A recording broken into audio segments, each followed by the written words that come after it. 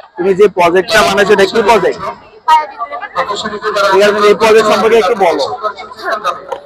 প্রতি বছর পৃথিবীতে প্রায় 30 কোটি টন প্লাস্টিক উৎপাদিত হয়, যার মধ্যে বেশিরভাগই মাটিতে ও সমুদ্রে সমুদ্রে জমে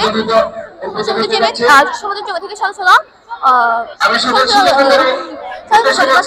আমরা এমন একটি প্লাস্টিক তৈরি করতে পারি যা নিজেই পানিতে মিশে যায়।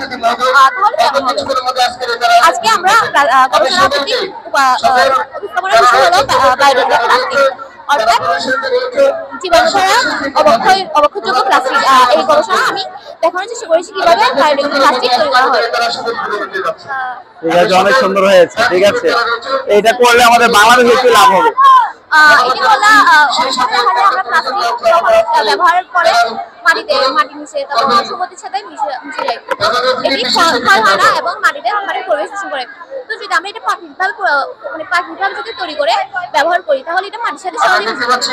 এটা তুমি এককভাবে করেছো? ঠিক আছে, অনেক ধন্যবাদ তোমাকে।